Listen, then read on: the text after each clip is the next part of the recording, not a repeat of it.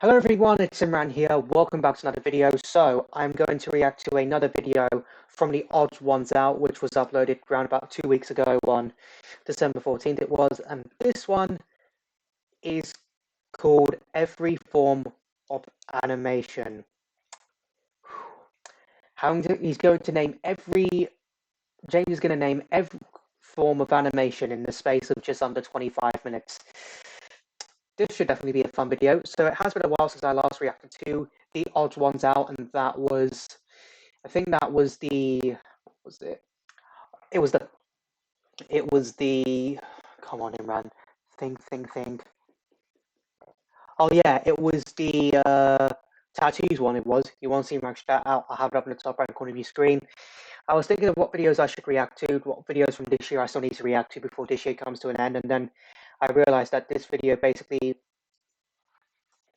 comes to mind. I was like, I haven't reacted to this video just yet, so I figured, why not? Why not just react to this video I do? So I know how animation exists, but I'm not really sure the different types of form of animations it was. And I think I forgot to turn my phone on silent again because I don't want the pings to be distracting. Oh no, I already have. Anyway, it's quite a long video, so I don't want to waste any more time. I do. The link for the I'm reacting to in the description down below as always. So without further ado, let's go ahead and get straight into this. This brick is alive. Not convinced? Well, what if I did this? I'm gonna do a backflip! That's gonna look so cool, Brickathy! What are you boys doing? Brickathy's gonna do a backflip, Grandma! And he just broke the vase. Wow. Are you convinced now? Did the brick feel more alive? I mean, sure, it's still a brick that can't move on its own, but maybe because I put googly eyes on it and gave it a family, you can connect with this brick, and it made you feel emotions. Convincing you that something inanimate is animate is the main goal of the animator. They're nothing more than deranged frauds. For the last century, animators have innovated new techniques and styles to this medium, taking it from a spinning wheel that doesn't even use electricity to Spider-Verse.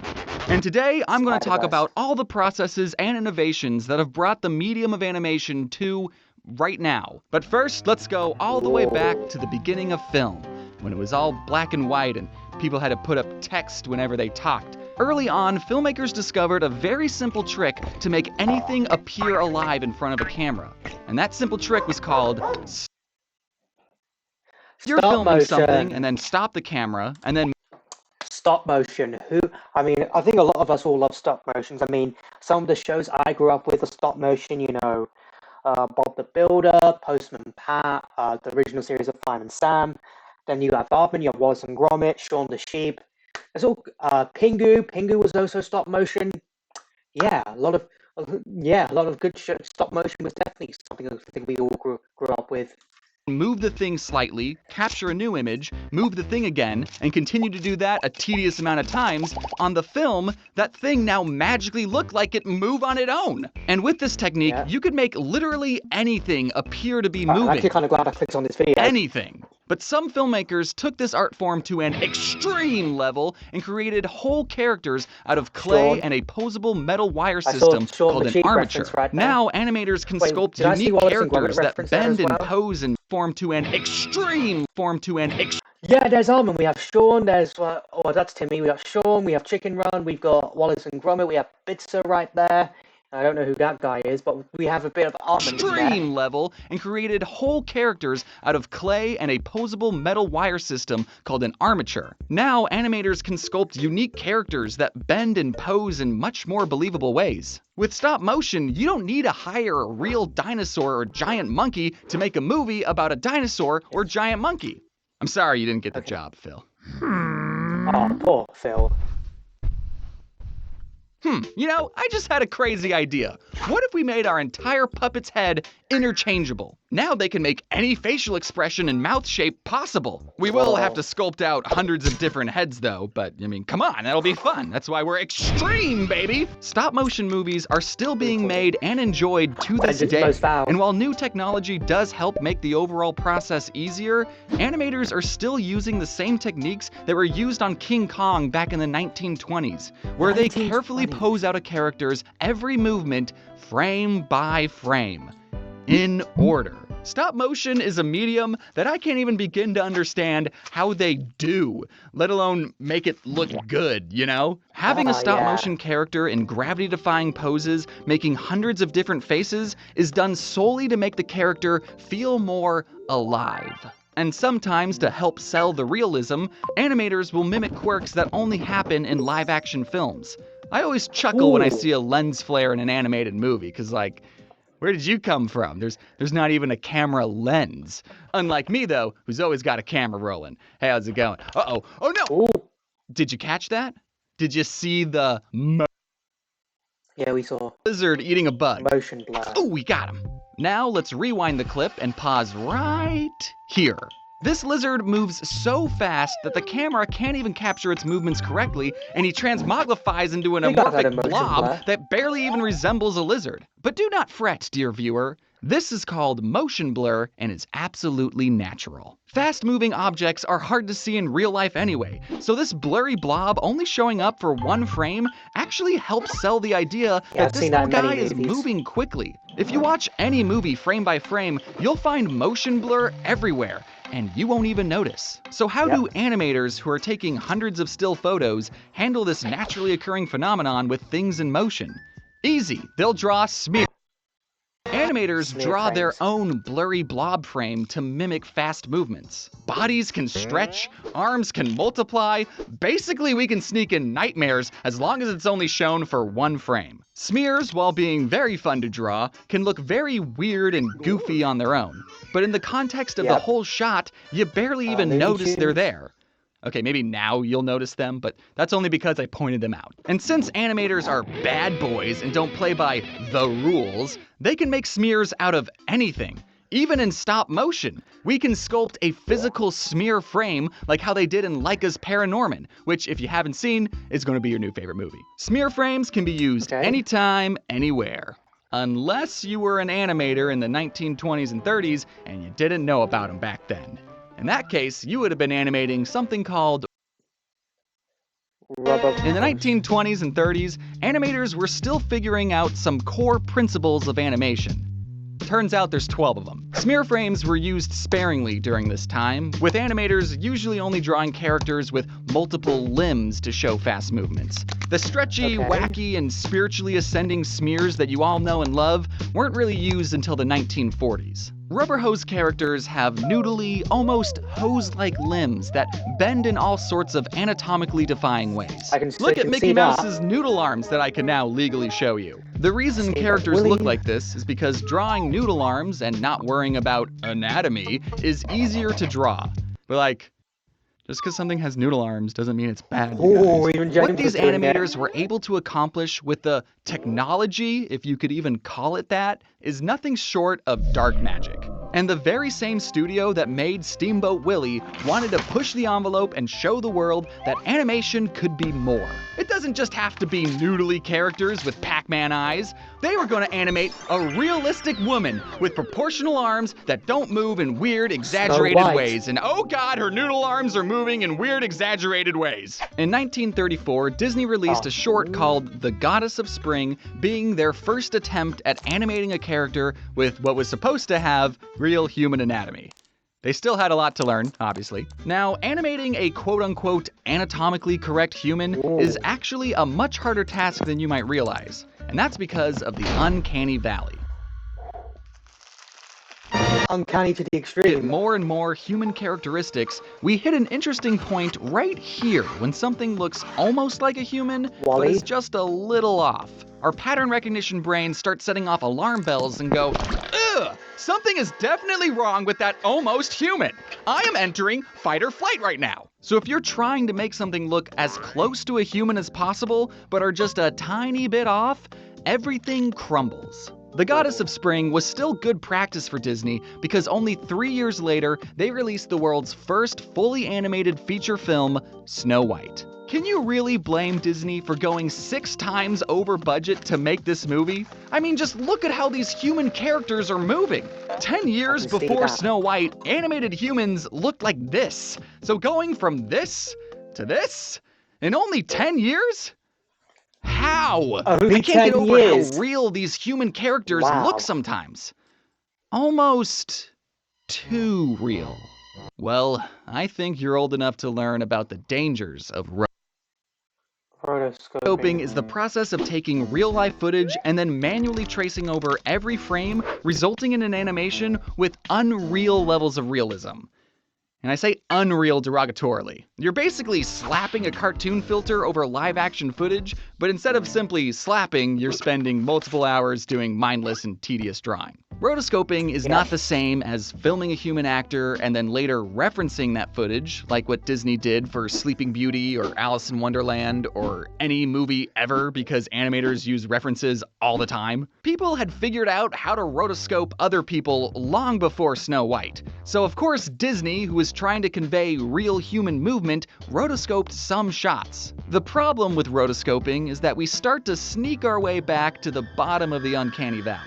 Animated characters often do and should break the laws of physics. They can squash and stretch into weird proportions and be drawn in unique and interesting poses. And look, Snow White is still a masterpiece of a movie. The rotoscoping is fine, you barely notice it, it's good, it's a good movie, and it made Disney a lot of money. Also, how did Walt animate these shots of things reflecting in the water in 1937?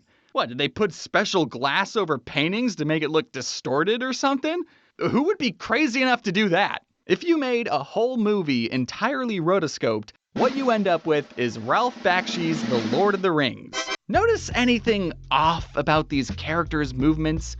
Look at how Gandalf moved just a year ago in The Hobbit. Now, Lord of the Rings, Hobbit, Lord of the Rings. Almost every shot in this movie was rotoscoped, and the shots that weren't used live-action footage with a filter over it. I'm not saying that rotoscoping is bad. You just have to use it correctly. A character switching from traditionally animated to... Why did James look so uncanny right there? You just have to use it correctly. Yeah, I can definitely see by that, James, considering how uncanny you become. A character switching from traditionally animated to rotoscoped is incredibly funny, and always will be. The YouTuber Joel Javier makes very entertaining rotoscope skits that feel like a fever dream, and I mean that underogatorily. And a lot of music videos get away with rotoscoping because, admittedly, rotoscoping is a very cool visual. Now, I wish I could say the first Lord of the Rings movie was a hidden animation gem, but I don't know, it's not on my top 10, I'm sorry. It probably made a lot of nerds in the 70s happy, but thankfully The Lord of the Rings has been adapted into many other forms of media, like video games, Magic the Gathering cards, and anime. Anime? They're making a Lord of the Rings anime? They're making a Lord of the Rings. You thought Hollywood, California was the only place in the world making moving pictures? Japan's been making their own moving pictures too, and some of them are moving drawings. There are entire college courses on the history of anime, but you're not paying me tuition, so we're gonna have to skip over a couple things. A lot of early anime is now lost media because cinemas didn't preserve film back then, and an earthquake destroyed many studios in 1923. Some Japanese animators created shorts out of paper cutouts because buying thousands of celluloid sheets was too expensive, and they had some very unique character designs. And some Japanese animators took inspiration from Disney and made shorts that looked very similar to America's rubber hose characters. Then by the 1940s, some major world events happened that got most of the world involved, and both American and Japanese animation studios were affected. But after all that, in 1948, one studio called Japan Animated Films, later bought out by Toei Animation, set out to be the Disney of the East, and they made cartoons about magical schoolgirls, and are still in business to this day and made some other less popular shows. One animator who quit working at Toei created his own company and made an anime based off his comic about a robot boy. Hey, I kinda like that art style of drawing humans with big expressive eyes. Let's do more of that. Not a big fan of him being shirtless with just his underwear on, though. I think that could have been done a little bit better right there. That same year, another studio made an anime about humans controlling giant robots. I wonder if that's going to inspire a whole new genre. And this guy was commissioned by American studios to make stop-motion Christmas movies like Rudolph the Red-Nosed Reindeer. Meaning Rudolph is anime. Nani? By the 1960s, Japanese shows started airing on televisions all across the globe, and they continued to make unique and interesting stories with amazing animations that were beloved by billions of people and grew into extremely profitable franchises. Like, I'm talking the most profitable franchise. By the 1970s, Disney was still very much the animated movie gold standard, making big-budgeted movies with family-friendly values. Which is fine to do. Kids love bright colors and talking animals that only cartoons can offer. But some studios realized that animation was a medium, not a genre, and made animated movies exclusively for adults. That's part of the reason why the first Lord of the Rings movie was entirely rotoscoped. It wasn't trying to be cartoony and over the top. It was trying to be real and gritty. Animation could be anything for anyone of any age. But really, if you think about it, there hadn't been a new way of showing people moving drawings since those very early days of black and white stop motion. In stop motion, you take a picture, move a figure, take a picture, move a figure. In cell animation, you take a picture, move a cell, take a picture, move a cell. Everything's just been a series of pictures moved manually in front of a camera this whole time? Always has been. You've got mail. Oh. It says the entire animation and film industry is about to be flipped onto its head forever and ever. Yeah, right. I'm sure this whole computer thing is just CGI! Yep, computer animation, CGI. After increasing advancements of technology, we were able to achieve increasingly advanced achievements, like putting a guy on the moon and drawing silly little cartoons more efficiently. Gone are the days of having to physically draw everything out on paper and underpay a team of hundreds of pretty girls to hand paint every frame. Now we can use this fancy new computer to render everything out for us. All we have to do is create a real-life mold of our real-life human hand, then draw 350 triangles onto that hand, then manually measure out the X, Y, and Z coordinates of 800 different data points. No, come on, this is gonna be so much faster. Put that pencil down. Now we just program in a couple of keyframes and we get... Huh. We still don't have the processing power to render everything out. Oh, I know. Wow. We'll just point this long exposure camera at the computer screen. Get these art supplies out of here. This is the future. And when everything's finished rendering, we'll get this. A whole human hand moving on its own without having to draw a single frame. This process is exactly what Utah University student Ed Catmull did in 1972. And while it might not have been more efficient than drawing everything out by hand, it showed that computers were capable of rendering out three-dimensional animations. This was made after we landed a man on the moon, by the way, so don't tell me this was CGI. As the computer's processing power grew exponentially, more and more filmmakers started seeing the benefits of using computer-generated images in movies. A decade after Catmull digitized his hand, films like Tron showcased characters racing on mind-boggling computer-generated light cycles. This might look, bad by today's CGI definitely has come a long way since then. standards, but these graphics were something that audiences had never seen before.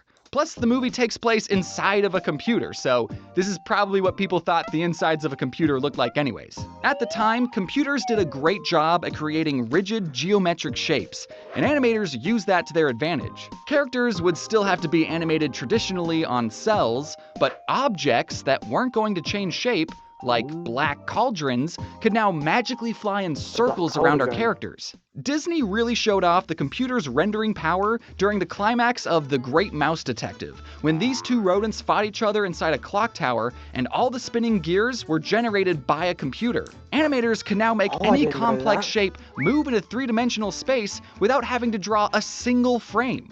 I mean, except for the characters, they still very much had to draw those. Computer graphics were here to stay as Disney integrated more of them into movies like these cars in Oliver and Company or Eric's ship in The Little Mermaid, and then they stopped using cells entirely. Starting with The Rescuers Down Under, Disney no longer used cells and made movies entirely digitally with a program called CAPS. So if you ever wanted to own a cell of Joanna, Disney no longer...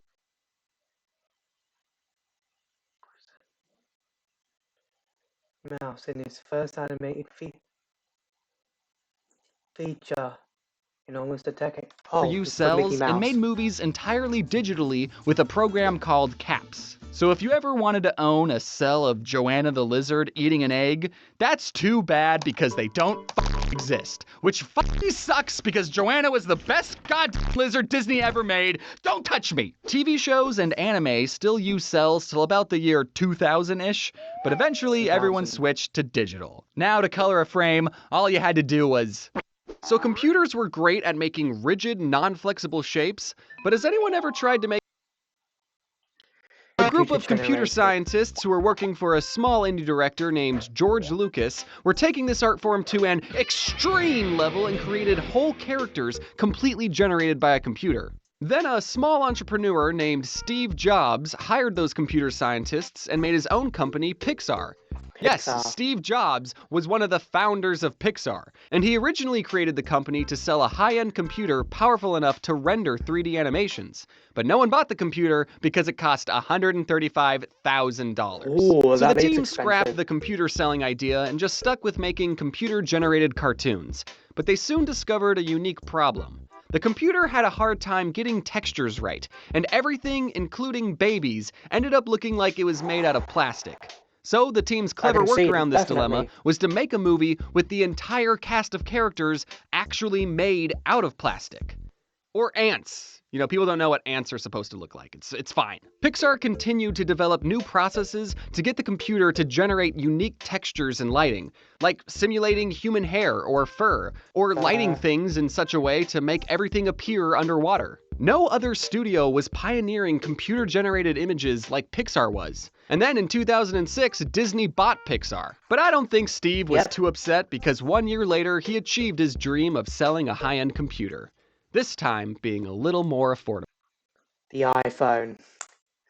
The iPhone. The one that changed technology forever, it did. A little. Now, I want to squash any misconception that computers do all the animating.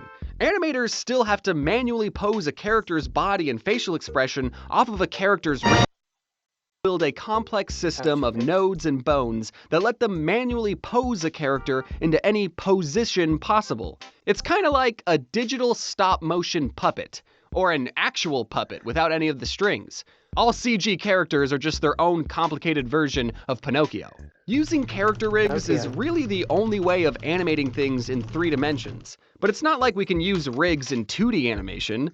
Here in the second dimension, we don't have a fancy Z-axis.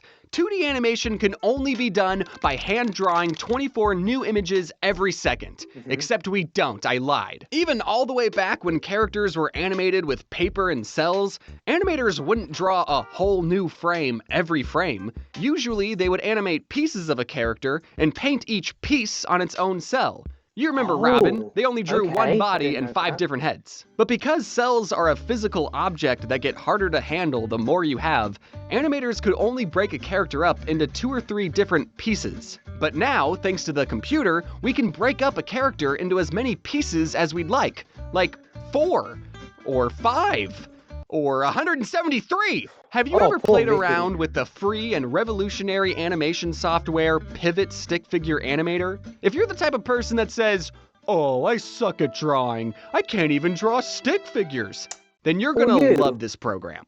On Pivot, you're given a pre-made stick figure or horse that have these joints that can be posed however you like. Each of these stick figures' limbs are just individual pieces that are connected in such a way that make it look like a stick figure. So to make these animations, we're not really drawing anything, we're just manually posing out a character like a digital puppeteer. I wasn't saying you can make a rig out of 173 pieces just to be funny, because that's how many pieces I'm made out of. That's right, me! Even I'm a rig! And can I tell you a secret? What? Most TV shows use rigs too. Of course. And can I tell you a secret? Most TV shows... Yeah, quite a lot of, particularly some of the younger Disney shows targeted at preschool audiences, use it. Those use rigs too. Of course, hand-drawn traditional animation is still used to make these shows. It's not a lost art form or anything. But rigs are super useful at making still pretty high-quality levels of animation, but at a much cheaper cost. And as we all know, TV animation has to create more animation per budget. But maybe rig animation still isn't as cost-effective as you'd like. And maybe you're not a fan of the complicated puppet look and you want something that looks more human. Well, there's one more animation process we can try called motion capture. Actor inside one of these dorky ping pong suits, a computer can pinpoint and record that actor's exact movements. Now we can take those movements, slap a cartoon character's model over it, and we get an animation that looks like shit. Motion capture is the rotoscoping of 3D animation. It cuts costs, but the results are too human, and we're back at the bottom of the uncanny valley. That's why the kids from the Polar Express look so nightmarish, because they are following the exact movements of Tom Hanks. Yes, Tom Hanks, the adult man, did some motion capture for the small, nameless hero boy from the Polar Express. There's probably a reason we haven't made a fully motion capture cartoon in over 10 years. Because it looks weird. But I mean, that didn't stop one of these movies from winning an Oscar in animation. And before you ask, no, it wasn't Monster House or Tintin. It was Mars Needs Moms, duh. Just like rotoscoping, motion capture can be used correctly. Computer-generated characters acting side by side real human actors look decent. It's not that jarring that these creatures who exist in a live-action world are moving just like live-action people. And let's not forget all the VTubers who use motion capture technology to bring their jiggly assets to life. No matter what method someone uses to try and convince you that something else is alive, I think is incredibly cool. And I hope you think it's cool too. But maybe you don't think it's cool, and you don't care about animation, and you just put this video on in the background while you were cleaning. That's totally fine, I do that all the time. I just like learning about how all of my favorite animated pieces of media get created, because it's not always the same process. And I think it's great that new technology is allowing anyone to express themselves in whatever way possible. A person expressing themselves. Those are the three key words here. From the big studios that are just now pioneering themselves. Those are the... I wasn't expecting Cornel Sanders to make an appearance right there. What we have and we got a bit of AI as well. Three key words here. From the big studios that are... Disney anime... We're just now pioneering new and interesting styles with digital animation to the indie studios that have access to incredible technology, which allow anyone working from their bedrooms in their pajamas to create some truly masterpieces of animation. So, if you're the type of person that likes to trick people into thinking that something is alive, then you deserve all the respect in the world. In fact, here are some cool people that made the animation in this video possible. Hello, you just made it to the end of this video. I hope you enjoyed it. Are you still watching? Yeah. Oh yeah, she's coming back. Yeah. Wow, that was actually quite nice to know to know every form of animation. I think the animation that was probably my favorite in the video was probably stop motion. It is, even though it's really good to know that stop motion is still going on after so many years, particularly with the rise of, CGI and computer animation. It is, I do like CGI, but I think stop motion is always kind of like my thing. It is because there's something just magical about stop motion for me. Something just magical. I grew up with a few stop motion shows, and it just hits differently. It does, particularly after the new Wallace and Gromit film I watched on Christmas Day. Which, by the way, did any of you watch the new Wallace and Gromit film? Let me know in the comments down below if you did and what you thought of it. But it was really nice. I'm really glad I managed to watch this video because it was really refreshing to see someone like the Odds Ones Out go into every form of animation, and some I didn't know about and how it worked. But now I do have an idea of how animation works. Even at 21 years old, I'm learning something new every day.